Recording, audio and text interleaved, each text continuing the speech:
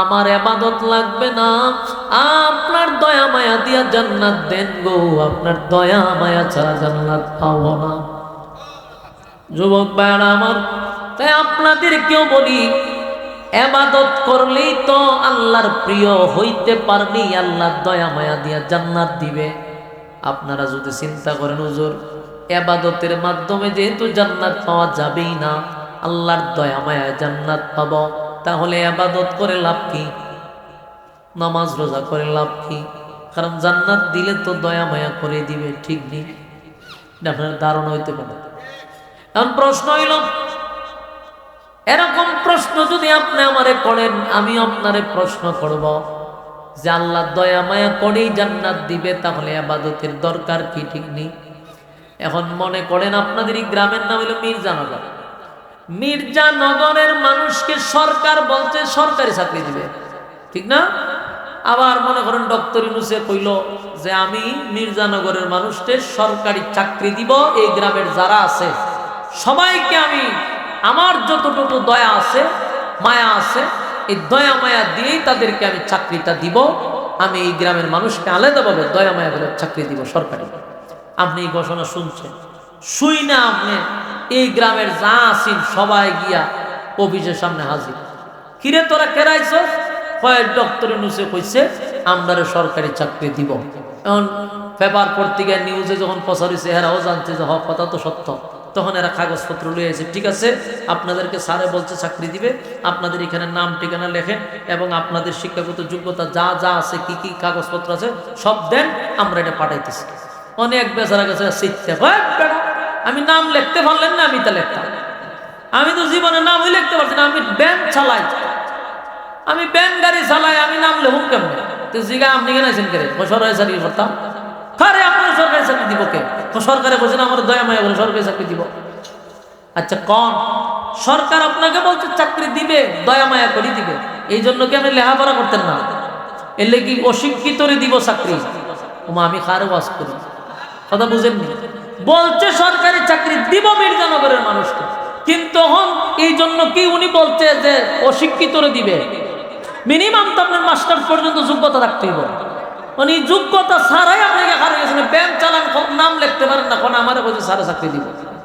আরে বেটা তুই আগে লেখাপড়া কর, এরপরে তোর সার্টিফিকেট দে, তোর শিক্ষাগত যোগ্যতা দেখা এরপরে তোর মায়া করে চাকরি দিব, কিন্তু শর্ত তো শিক্ষাগত যোগ্যতা লাগবে, কথা হয় না? মানে আপনি যদি ইবাদত বন্দেগী না কইরই, কোন আল্লাহ তো দয়া মায়া করে জান্নাত দিব। এটা যেমন বুকামি, লেখাপড়া ছাড়া সরকারি চাকরি হওয়াটাও বুকামি, কথা হয় না? আপনি যখনই ইবাদত বন্দেগী করে আল্লাহর মহব্বতের বান্দা হইতে পারবেন, তখনই আল্লাহ দয়া মায়া করে জান্নাত দিব।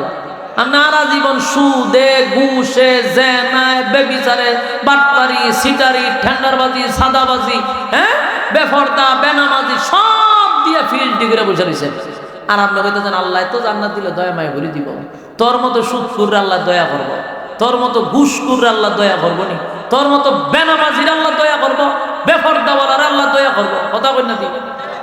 মাঝে মধ্যে আমার মনে হয় খাসা কঞ্চি দিয়ে আধা ঘন্টা এক একটারে বাইরিতাম, এক একটা এসে কয় কিতা নামাজ না বললো যে কি হয়েছে, ইমানটা শক্ত আছে, থাফা মারে বুকের মধ্যে কয়।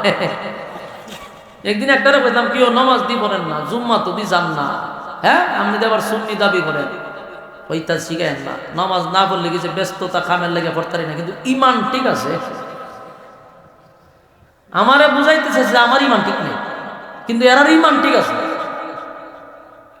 এই সমস্ত গণ্ড মূর্খদের সাথে কথা বইলা তর্কে জড়াইয়া নিজের ওয়েট নষ্ট করার দরকার আছে?